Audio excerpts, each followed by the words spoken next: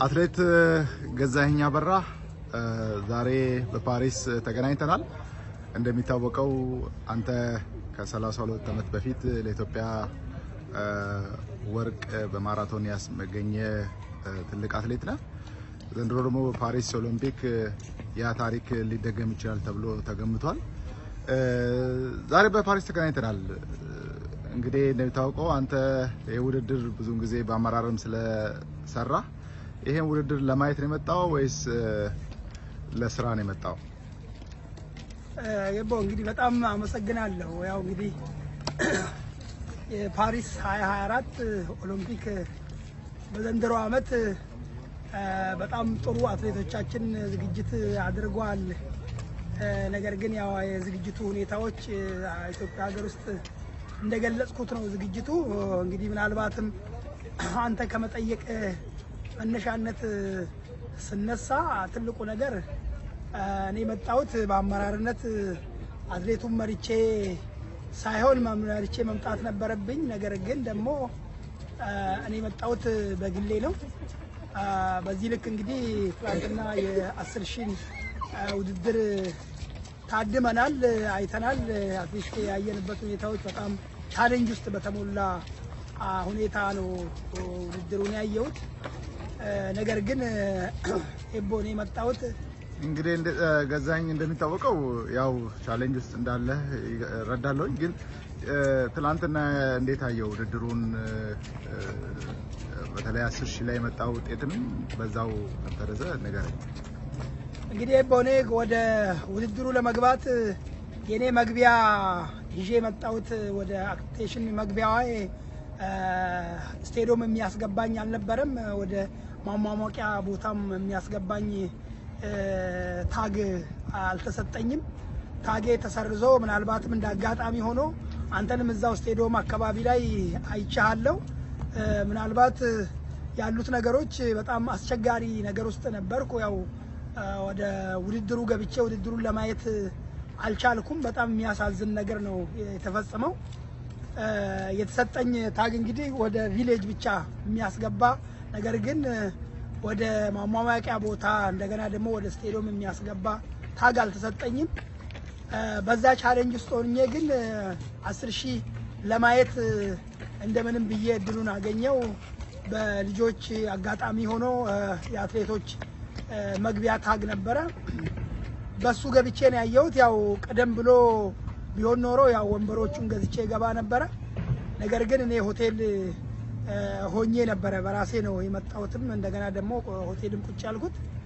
በዛ ልክ በጣም የሚያሳዝን ነገር ነው የገጠመኝ እና የሚያሳዝን ነገር ነው ለመናገር የቱን ተናግሬ የቱን እንደምተው በጣም የሚቸግር ውስጥ ሁኔታ ነው እና እኔን የገፋ ኦሎምፒክ ማንን እንደሚያቅፍ ባላውቅም እዛ ውስጥ ያሉት አመራሮች ከተከበሩ ዶክተር አሸብር ጀምሮ ቢልዲንግ ማቆያ እንደገና ደግሞ ገዛኸኝ ወልዴና እህታችንም በጣም እንወዳት የምናከብራት ጓደኛዬ ደራርቱም አመራርነት ውስጥ አለች፣ እዛው ነው ያሉት። እነዚህ እንግዲህ አንድ ላይ ሆነው ነው እንግዲህ የዚህ ውሳኔ ያላረፈበት ምንም ሊሆን አይችልም። የሁሉም ውሳኔዎች ነው እንግዲህ የኔን መግቢያ አሰርዞ ወደ ስቴዲየም ሳልገባ ቀርቼ በዚህ ልክ አትሌቶቻችን ያየውበት ሁኔታዎች አሉ። እንግዲህ እንደ ቴክኒክ ኃላፊነት ተነስቶ የመጣው ቢልዲንግ ማቆያ ነው።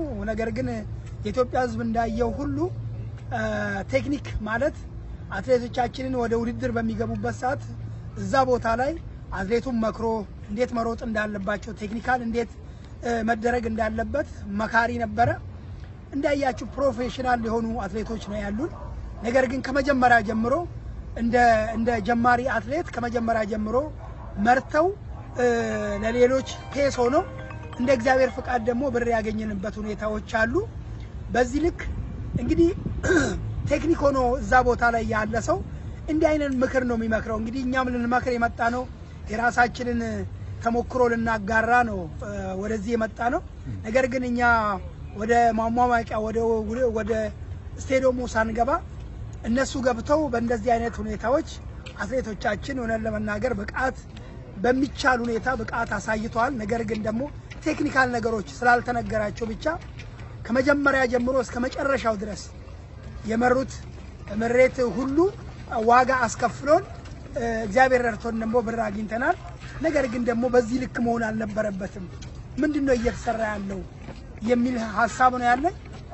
እንደ አጠቃላይ እንግዲህ እውነት ለመናገር በጣም ትልቅ ስሜት ነው የተሰማኝ። በፓሪስ የሚኖሩት ኢትዮጵያኖች ትውልደ ኢትዮጵያኖች እዚህ የሚኖሩት እግዚአብሔር ይስጣቸው ማለት እፈልጋለሁ። ብዙዎቹ ከኔ ጋር እዛ ስቴዲየም ዙሪያ እየዞርኩ በነበርኩበት ሰዓት በጣም ብዙ ጥልቅ ስሜት ነበራቸው። እንዴት አንተን መግቢያ ከልክሎ አንተ እዚህ ቦታ ላይ መቆም የለብህም በሚል እሳቤ ስሜት ውስጥ ነበሩ።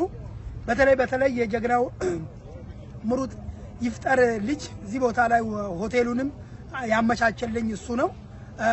በዚህ ልክ እንግዲህ ቴንኪው ልላቸው ፈልጋለሁ። አሁንም እንግዲህ ቀሪ ውድድሮችን አያለው እማየው ደግሞ እንግዲህ እያንዳንዱ ወንበር በአንድ ወንበር ቢያንስ እስከ 500 እስከ 400 ዩሮ ነው የሚከፈልበት። አይቼ ግድ የለም ውድድሩን አይቼ ጨርሼ እሄዳለሁ። በዚህ ውስጥ ነው ኤቦ እንግዲህ ያለነው። እንግዲህ ኢትዮጵያ ያላትን እሴት ትጠቀምበታለች። መሆን ነበረበት እንደራሴ እንትንነት። እኛ የሀገር መገለጫዎች ነን። ምንም ይሁን ምንም ይነስ የሚብዛም ለሀገራችን የሆነ ነገር ኮንትሪቢዩት አድርገናል። በዚህ ልክ ግን ስፖርቱን የማይመስሉ ሰዎች እዛ ውስጥ ሆኖ እኛን የሚገፉበት እዚሁ ሰው ሀገር ላይ ሄደን እንኳን መተን አትሌቶቻችን ማናበረታታበት እንደዚህ አይነት አድሎ የሆነ ነገሮች እየተደረሱብን እስከሆነ ድረስ በጣም ስሜቱ ጥልቅ ነው። በጣም ትልቅ ስሜት ነው የሚሰማ። ይሄ እንግዲህ ፍርዱን ለኢትዮጵያ ሕዝብ ነው የምተወው። እነዚህ ነገሮች ተቀርፎ ነገ ተነጎዳ ትናንትና በኦሎምፒክ በዓለም ዋንጫ በሌሎች ውድድሮች በዓለም አደባባይ ኢትዮጵያ ሰንደቅ ከፍ እንዳለ ሁሉ ዛሬ እንግዲህ የዛሬ 4 ዓመት አይታችሁ እንደሆነ ቶኪዮ ላይ የተደረጉት ነገሮች የቅርብ ጊዜ ትዝታችን ነውና በዛ በአንድ ወርቅ ታገድበን ነው ወደ ሀገራችን የገባ ነው። አሁንም እንግዲህ ስጋት አለኝ እውነት ለመናገር አትሌቶቻችን በደንብ አልተዘጋጁም። እንደገና ደግሞ በሙቀት አካባቢ ላይ አልተዘጋጁም። ይሄም ማንዴቱ ኦሎምፒክ ወስዶ ከፌዴሬሽኑ የወሰደበት ሁኔታዎች አሉ።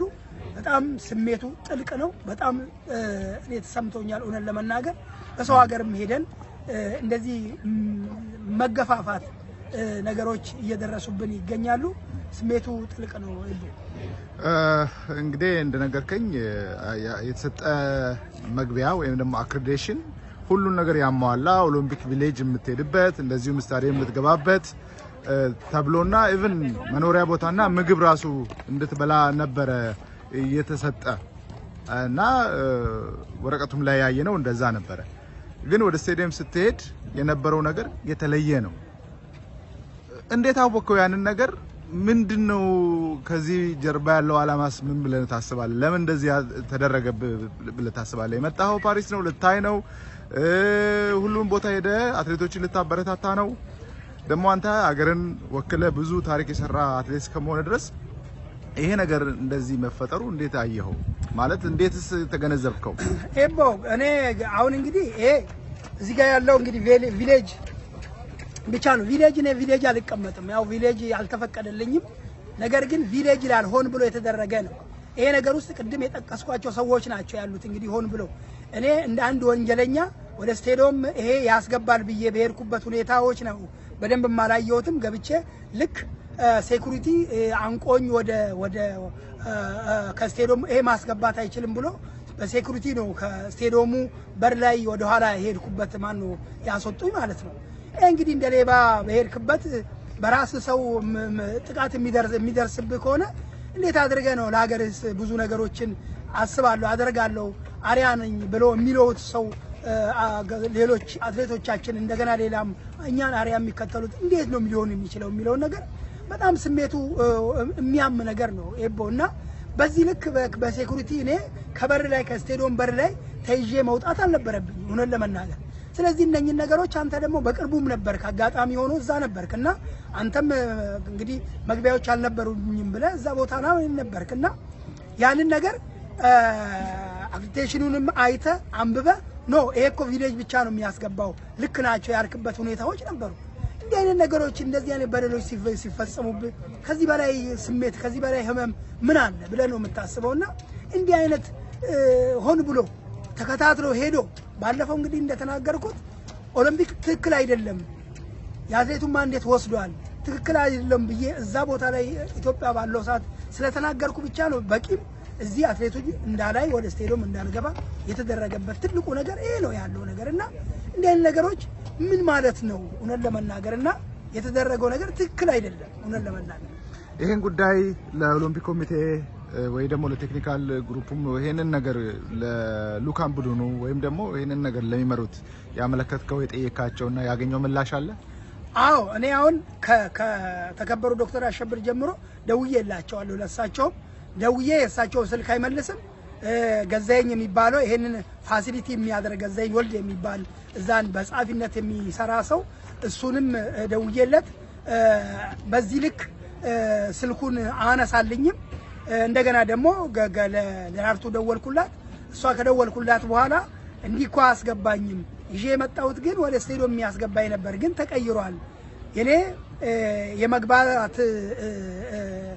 ቻንሴ ወይም ማን እድሌ አልነበረውም ብዬ በምልባት ሰዓት የሌሎችን አትሌቶች ታግ በሱ ግባ ነው ያለችኝና በዚህ ልክ እንግዲህ በራስ ሰው እንደዚህ አይነት ነገሮች ሲደርሱብህ በጣም እውነት ለመናገር በተለይ እሷ ህመሟን ደሞ ታውቃለች እኔ በጣም የምወዳት ማከብራት እህቴ ናት በቤተሰብ ነን እንደገና ደግሞ እንደ ፋሚሊም እውነት ለመናገር ዲፕሊ ነው ግን በዚህ ልክ እዛ ውስጥ አመራርነቱ እንግዲህ እሷ ቡድን መሪ ነች ቡድን መሪ ሆና ነው የመጣችው አንድ ቡድን መሪ እኛ ማይ ገባል ማይ ይወጣል የሚለውን ነገር እዛ ቦታ ላይ ማወቅ ያለበትም አንድ ቡድን መሪ ነው እሷ ያያለች ደግሞ እንዲህ አይነት ነገር መፈጸሙ እኔ እውነት ለመናገር እንዳው ደብል የሆነ ስሜት የሚሰማ ነገር ነውና እሷ አይተዋለች የዛሬ 3 አመት እሷንም እንደዚሁ ዶክተር አሸብር ሲያንገላታት ነበር አይታል ቶኪዮ ላይ ኦልሞስት 70 ኪሎ ሜትር ከስቴዲየም ተይዞላት ስቴዲየም በመጥማጣበት ሰዓት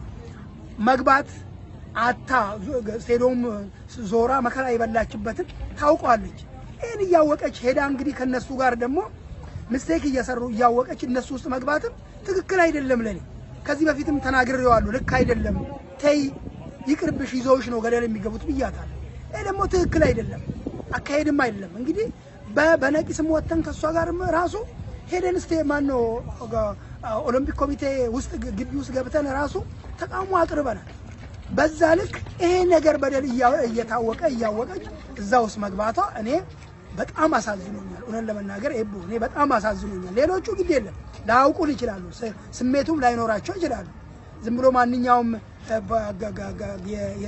የሙያውን የማያውቁ ሰዎች ናቸው እዛ ውስጥ ያሉት እሷ ግን ሁሉን ነገር እያወቀች እዚህ ውስጥ ይሄን ነገር መስራቷ እኔ በእውነት ስሜቴ በጣም ወደር የለውም ማለት ነው አመሰግናለሁ ስለሰጠኝ ቃለ ምልልስ እኔም በጣም አመሰግናለሁ ኤቦ እናንተም እንግዲህ ሁሉንም የሰው አይን የህዝብ አይን እንደገና ጆሮ የሆናችሁ ለሚመለከተው